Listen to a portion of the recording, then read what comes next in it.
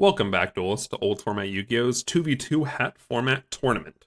We are officially in round 2, and this is going to be set 1, match 1.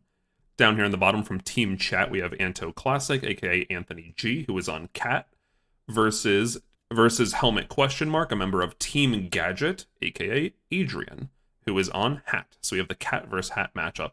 According to Anthony here, who's probably has the most experience in the format, Cat has a pretty good matchup versus Hat, so he was pretty confident going into this, but let's see if it pays off. Alrighty, Adrian's going to go first. And he's going to open up Sanctum, Moral Tech, D-Prison, Mind Control, Soul Charge, and Call of the Haunted. Not a bad opener, pretty good, I'd say.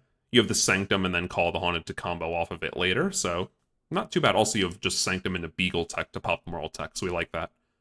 Also, I think Adrian is main decking 1 or 2 Mind Controls, which he loves a lot just because so many artifacts in this format and level 4s. So half the time you could just take something and make something with it. Very strong. And he's going to open up Breakthrough, Thunder King, Dianea, Artifact Sanctum, MST, and Moral Tech. Not bad at all. We're going to see a random MST, which is interesting. I'm kind of surprised he went for that. He's going to hit the D-Prison. It's probably the thing that Adrian wanted to get hit most. And summon T-King. We're going to see a Sanctum come out, Beagle Tech into Moral Tech. And Anthony can't do much. He sets Moral Tech, Breakthrough, and Artifact Sanctum. Yeah, we're going to see Standby Phase, go for the Beagle Tech into the Moral Tech, pop Beagle Tech. Or, no, pop Moral Tech. However, Adrian's Mind Control coming in clutch right there. Because now he goes right for the Pallades. Very strong card. He's going to bounce the back row. Very interesting play, but it plays around D-Prison, which I believe Anthony is on.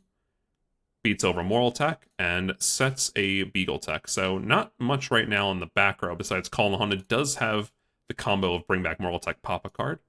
However, Anthony right now is sitting on Sanctum, Dianea, Breakthrough, and Dianea's dead. Breakthrough is not that important, but Sanctum is huge.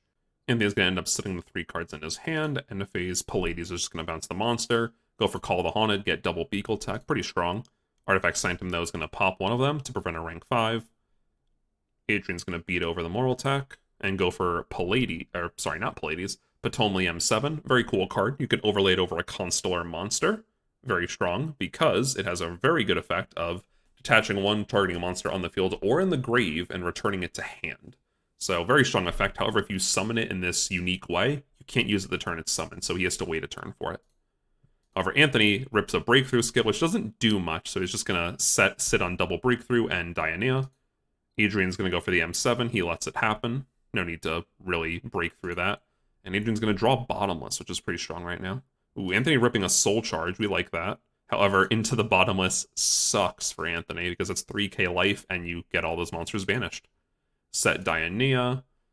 Adrian goes for the Gaia Charger, negates its effect. However, Anthony rips double Cyclone, and that is game. So game 1's going to go to Adrian. Pretty simple right there. We had some good back and forth, but Adrian pretty quickly pulled away once he get a Constellar Pallades on board. It's a very strong card. Anthony's going to open up Nightmare, Moral Tech, Duality, Mind Control. I believe these are sided.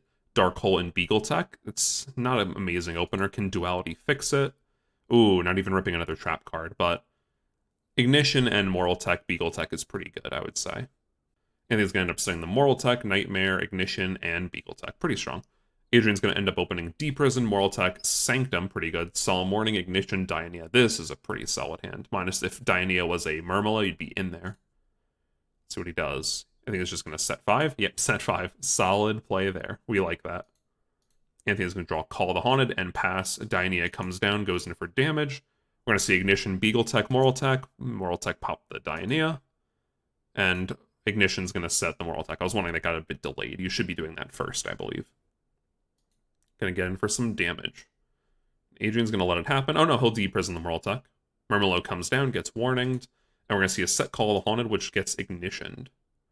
Ooh, it sets a Scythe, goes for Sanctum, into the Nightmare. I like when you see these massive exchange of trap cards, like, that was, I think, what was it? If it was set 5 or set 5, I think that was like 7 traps in one turn, it might have been 6. But either way, it's nice to see the interaction, and then resources get lower and lower, and it turns into a top deck war, which I think is always exciting. Murmelo comes down, search Bottomless. That definitely helps with the top deck war.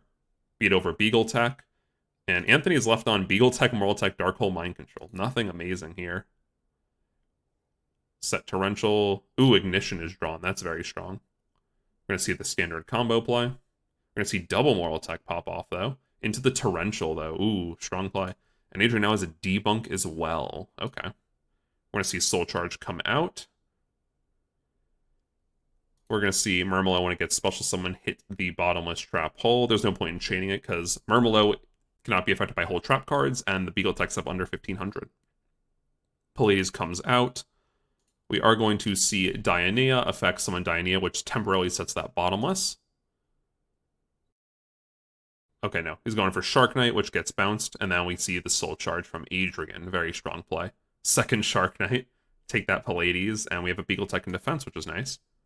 Mind Control to Shark Knight. Dark Hole. Ooh, is this an activated effect?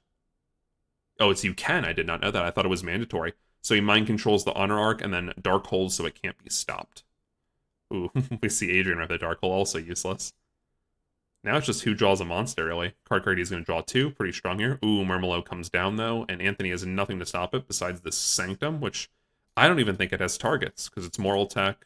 Moral Tech, yeah, that's all artifacts gone, I believe. Ooh, that sucks.